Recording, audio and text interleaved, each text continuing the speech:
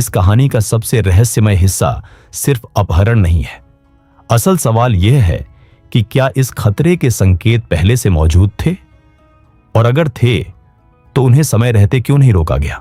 24 दिसंबर 1999 की शाम, नेपाल की राजधानी काठमांडू का त्रिभुवन अंतर्राष्ट्रीय हवाई अड्डा।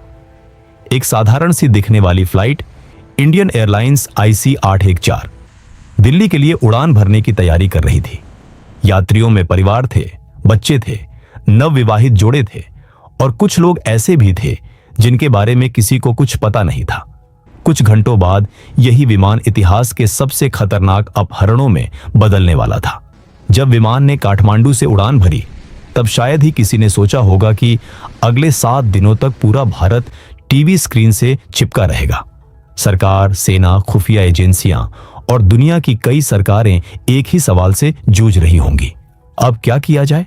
लेकिन इस कहानी का सबसे रहस्यमय हिस्सा सिर्फ अपहरण नहीं है। असल सवाल यह है कि क्या इस खतरे के संकेत पहले से मौजूद थे, और अगर थे तो उन्हें समय रहते क्यों नहीं रोका गया। IC 814 में उस दिन करीब 176 यात्री और 15 क्रू सदस्य सवार थे। विमान जैसे ही भारतीय हवाई क्षेत्र में दाखिल हुआ, अचानक कुछ यात्रियों ने अपनी सीटों से उठकर चाकू और हथियार निकाल लिए। कुछ ही मिनटों में पूरा विमान उनके कब्जे में था। कॉकपिट के दरवाजे पर धमकियां गूंजने लगीं। विमान को हमारे निर्देश के अनुसार उड़ाओ, नहीं तो एक एक यात्री मारा जाएगा। पायलट के सामने अब 2 ही रास्ते थे, या तो विरोध करे और यात्रियों की जान जोखिम में डाले, या आतंकियों के आदेश मान ले। कुछ ही मिनटों में यह खबर दिल्ली पहुंच चुकी थी। प्रधानमंत्री कार्यालय, गृह मंत्रालय और खुफिया एजेंसियों के बीच फोन लगातार बज रहे थे। भारत की सुरक्षा व्यवस्था के सबसे संवेदनशील लोग एक ही कमरे में इकट्ठा होने लगे। संकट प्रबंधन समूह यानी क्राइसिस मैनेजमेंट ग्रुप को तुरंत सक्रिय कर दिया गया। लेकिन इसी दौरान एक और सवाल उभरने लगा, क्या इस अपहरण की कोई शुरुआती चेतावनी पहले मिली थी। काठमांडू एयरपोर्ट उस समय सुरक्षा के लिहाज से काफी कमजोर माना जाता था। कई खुफिया रिपोर्टों में पहले भी यह आशंका जताई गई थी कि आतंकवादी वहां से भारतीय विमानों को निशाना बना सकते हैं।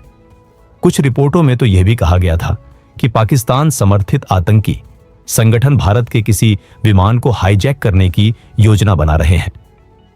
लेकिन उन चेतावनियों के साथ क्या किया गया, यह आज भी एक बड़ा सवाल है। विमान अब भारत के अमृतसर एयरपोर्ट की ओर बढ़ रहा था। दिल्ली में बैठे अधिकारियों को लगा कि यही वह मौका है जब आतंकियों को रोका जा सकता है। अगर विमान को अमृतसर में रोक लिया जाए और कमांडो ऑपरेशन किया जाए तो शायद यात्रियों को बचाया जा सकता है। लेकिन जमीन पर जो हुआ उसने हालात को और उलझा दिया।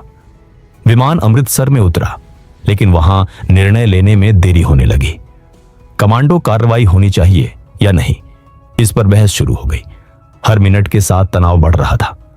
विमान में बैठे यात्री डरे हुए थे और आतंकियों का धैर्य भी खत्म हो रहा था। कुछ ही देर में आतंकियों को शक होने लगा कि भारतीय सुरक्षा बल कोई कार्रवाई करने वाले हैं। उन्होंने पायलट को आदेश दिया, तुरंत विमान उड़ाओ, और देखते ही देखते वह विमान अमृतसर से उड़कर पाकिस्तान की ओर निकल गया। यह वही पल था जिसके बारे में बाद में कई विशेषज्ञों ने कहा कि शायद यही आखिरी मौका था जब अपहरण को रोका जा सकता था। लेकिन अब कहानी एक नए मोड़ पर पहुंच चुकी थी। विमान लाहौर पहुंचा, फिर दुबई और आखिरकार अफगानिस्तान के कंधार। उस समय अफगानिस्तान पर तालिबान का शासन था। भारत के लिए यह स्थिति और भी जटिल थी क्योंकि वहां भारत का कोई प्रभाव नहीं था। अब विमान एक ऐसे देश में खड़ा था जहां आतंकियों को सहानुभूति भी मिल सकती थी। दिल्ली में माहौल बेहद तनावपूर्ण था। हर गुजरते घंटे के साथ यात्रियों के परिवारों का दर्द बढ़ रहा था। टीवी चैनलों पर रोते हुए माता पिता, पति पत्नी और बच्चे दिखाई दे रहे थे। पूरा देश सरकार से एक ही सवाल पूछ रहा था, क्या हम अपने लोगों को बचा पाएंगे। लेकिन आतंकियों की मांग साफ थी। उन्होंने भारत की जेलों में बंद कुछ खतरनाक आतंकवादियों की रिहाई की मांग रखी। इनमें एक नाम था, मौलाना मसूद अजहर। एक ऐसा नाम जो बाद में दक्षिण एशिया की आतंकवादी राजनीति में बेहद खतरनाक साबित होने वाला था। दिल्ली में बैठा संकट प्रबंधन समूह अब एक असंभव फैसले के सामने था। अगर मांगें मान ली जाएं, तो भारत को अंतर्राष्ट्रीय स्तर पर कमजोरी के रूप में देखा जा सकता था। लेकिन अगर मांगें ठुकरा दी जाएं, तो विमान में बैठे सैकड़ों लोगों की जान खतरे में पड़ सकती थी। दिन गुजरते गए और हर दिन दबाव बढ़ता गया। विमान के अंदर की स्थिति भी खराब होती जा रही थी। यात्रियों को कम खाना मिल रहा था, डर लगातार बढ़ रहा था और आतंकियों का व्यवहार भी ज्यादा आक्रामक हो रहा था। एक यात्री की हत्या भी कर दी गई। अब यह सिर्फ एक राजनीतिक संकट नहीं रहा था, यह एक मानवीय त्रासदी बन चुका था। आखिरकार भारत सरकार ने वह फैसला लिया जिसने आने वाले वर्षों तक बहस को जन्म दिया। 3 आतंकवादियों को रिहा करने का निर्णय। भारतीय अधिकारी खुद उन आतंकियों को लेकर कंधार पहुंचे और बदले में यात्रियों को रिहा कराया गया। जब विमान के यात्री आखिरकार आजाद हुए तो पूरे देश ने राहत की सांस ली। लेकिन कहानी यहीं खत्म नहीं होती, क्योंकि इसके बाद कई सवाल उठे। क्या अमृतसर में बेहतर निर्णय लेकर इस अपहरण को रोका जा सकता था?